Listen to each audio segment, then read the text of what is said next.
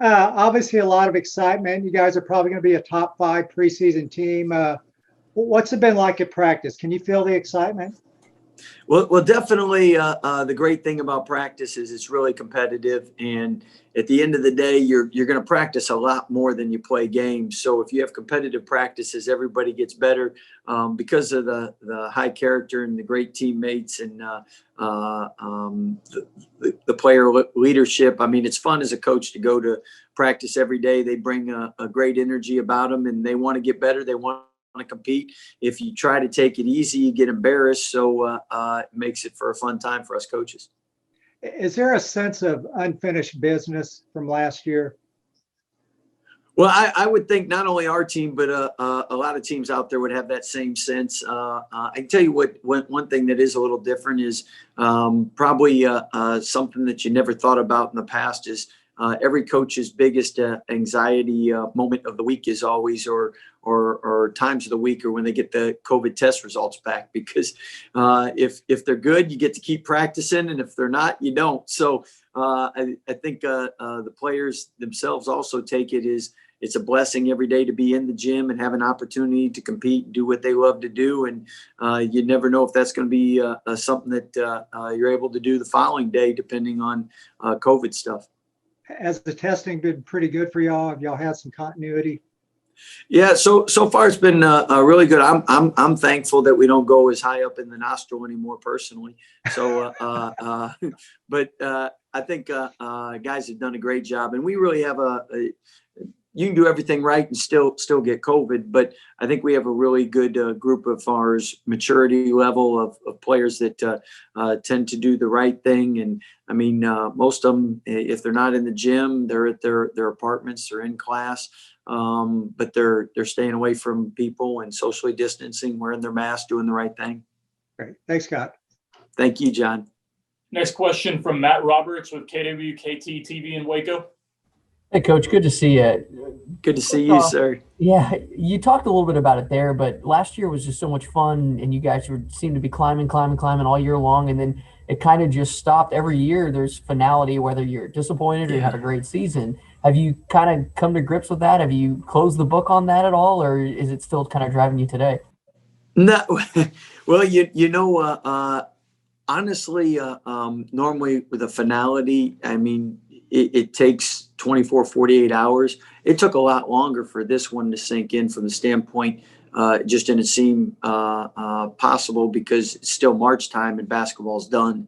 And in a matter of 24 hours going from no conference tournament, no NCAA tournament.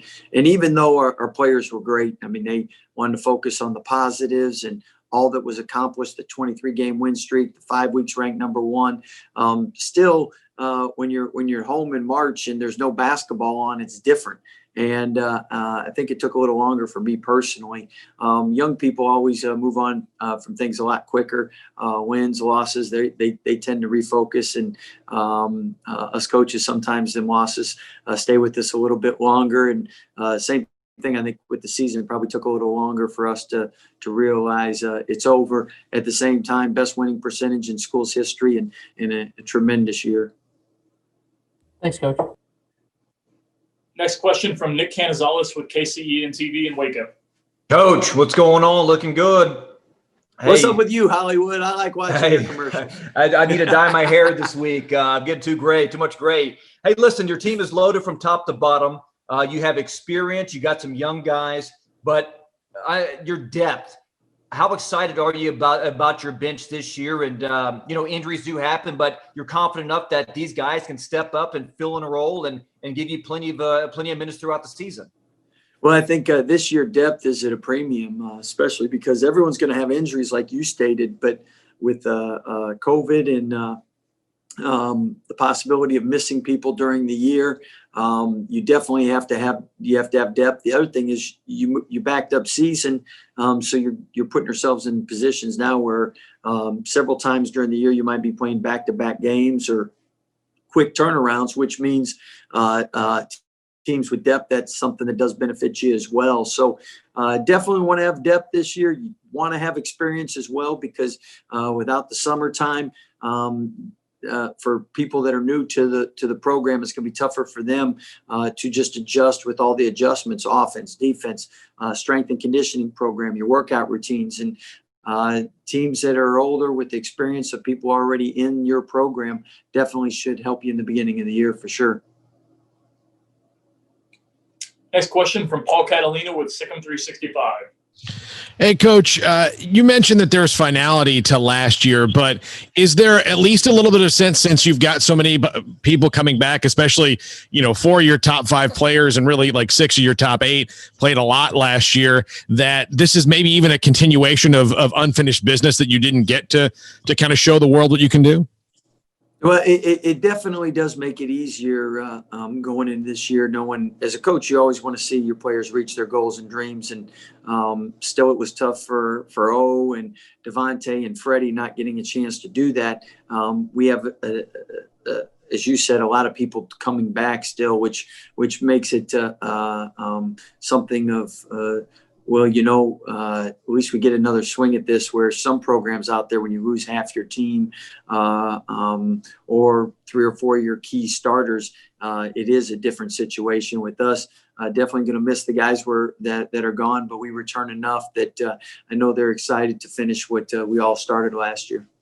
And with the non-con schedule, obviously you have a very experienced team. There can be a lot of pressure that comes with expectations, but because you're playing those big games and you've got these leaders, are you confident that no matter what happens, because you're playing some tough teams, that they'll be able to bounce back pretty quickly?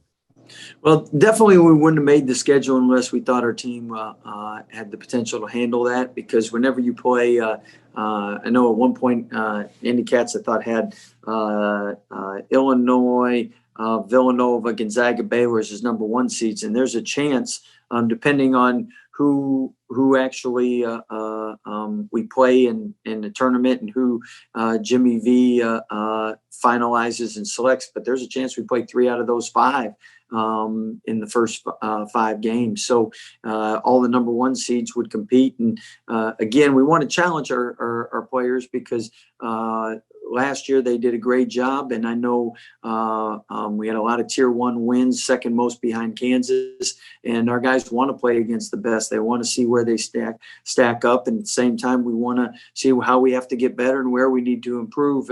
Normally coaches are always worried about losing confidence, and when you lose, no matter who you are, it does affect you. But with more veteran team, hopefully with success and adversity, we can handle both and be able to improve from both. Next question from Kevin Longquist with SickhamSports.com.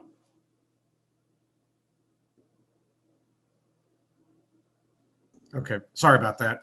No problem. Okay, I wanted to ask you, Scott, obviously this schedule, this non-conference schedule that you have is, for lack of a better word, brutal, but at the same time, something you guys want to endure. But I'm curious about how, besides the fact that the Pac-12 had their rule where they weren't going to play any games until December, how you and Mark Few were able to get together and then obviously get the game scheduled for Indianapolis in December. Just kind of, if you will, kind of the backstory on that a little bit. Good question, Mark. Coach Few and myself, obviously with Coach Jacobs being on the staff and us scrimmaging several times throughout the years, have a great relationship. And one thing that we thought is, first, both of us had good teams returning with a lot of experienced players. We knew our teams would get better playing the game, would be excited to play the game. And then the other thing, for the good of college basketball, you don't have as many games this year. And when we have games in the beginning of the year, we want the public to see great college games that are exciting matchups that can bring attention and focus to our sport. And having a chance to start the road to the Final Four in Indianapolis, where it finishes on CBS, is a great opportunity for both of our programs and our universities to be showcased in college basketball, to be put out there in a great way. Two quickies. You have 2 transfers that are going to be eligible this year with Adam Flagler and Jonathan TT. What do you expect from them, especially with Jonathan in the front court and helping in Tristan? And then the other question is because you mentioned the scheduling, how much you guys might have to go back to back. What kind of wiggle room do you know at this point about what your scheduling is going to be so that you can get through gaps and you can try and get all 27 games in? Well, we're on schedule number like 18. So we just keep tearing them up, and like everybody else, trying to put everything together. Hopefully in the next week or 2 weeks, it'll be final and we'll know what's going on. At the same time, flexibility is going to be utmost importance. And whenever, I mean, we're all cheering for a vaccine, better treatments, to be able to cut down on direct contacts and contact tracing for people, hopefully for that length of period to be able to be shortened throughout the next several months. But at the same time, until then, we're committed, college basketball and universities, to put our student athletes in a safe environment and allow them to pursue their goals and dreams. They want to play, and if games get canceled, I think we're all going to be real flexible. We're going to work with each other, and if we were supposed to play a team that couldn't play, I'm sure we'll try to find somebody else out there that's in the same boat as us, and we might have several games that right now none of us could even fathom or think about to be played. So there's going to be games played, and hopefully there's many. Hopefully they're all the ones that we schedule. But at the same time, if they're not, we're all going to work together to make sure there's college basketball this year for sure.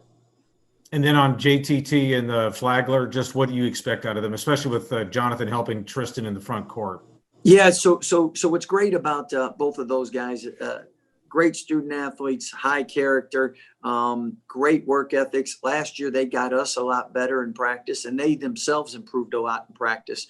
And from the standpoint that they've had a full year to learn the Big 12 scouting reports and how teams play and what we do offensively, defensively, the adjustments we make.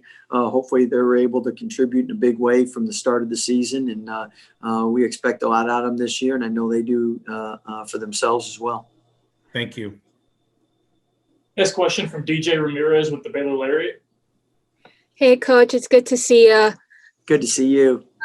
So during the off season, a lot of your players have been kind of very vocal on issues outside of basketball. And so I kind of just wanted to know how those conversations have come about, especially with an election so close, and if it has at all affected the way that they go into practice, and do they kind of say that? Good question. The great thing about our student athletes and our team in particular, great young men that want to make a difference and want to make America the best it can be. And I know our university's committed to that. I know our coaching staff's committed to that. And what's great about being at a Christian school, I mean, we just follow the Bible and keep it biblically based, and love your neighbors and treat them how you'd want to be treated. I know we all can make this world a better place. I know just locally, our team's trying to do different things throughout this year to help make our community a better place to live as well. I know one initiative that our team was committed on, and I know our staff's excited about, is reading to third graders. And I know in some states the literacy rate in third grade is a direct correlation to the prison beds that they'll need. And with us, whatever we can do to help be role models and help inspire young people to with the importance of education and helping them to have a chance to be more successful and have a chance to go to a university like Baylor University are things that are important to our team and our players. And again, it's a blessing and a privilege to be able to work with such outstanding young men. Thank you. Thank you. Final question comes from Jerry Hill, Baylor Bear Insider. Scott, obviously a big part of the preseason rankings is based on those guys coming back, but how much does it help having those guys back that have been through it to deal with all the, the preseason hype and all of that? They've already dealt with some of that, right? No question. I think when last year you can gain a lot from that experience of 5 weeks being ranked number one and just the pressures and different stresses that are involved with that. At the same time, experience it can help you, but it doesn't guarantee success. So I know we'll have our own set of challenges like every year you do. And the big thing is when you return so many people, what made us successful has to continue. And sometimes from one year to the next year, you're more worried about maybe your stats or your numbers, and that affects the team. And what affects the team, in essence, always affects everybody individually. So making sure that we're all on the same page and have that same hunger and humility, play with the same joy we did last year. I say at the beginning of every year, you never know how injuries or COVID, now you throw COVID in there, will affect your season. You never know the chemistry of the team and the actual leadership of the team, because a lot of times those things aren't revealed until you're in stressful situations and you face adversity or great success, to see how you handle both. And with us, we feel confident that we have the right pieces. But again, that's why you play the game. You never know, and it never guarantees success. So there's a lot of things we have left to finish and prove and accomplish. At the same time, we know that everybody's excited to always play a team ranked preseason 1, 2, or 3 in the country.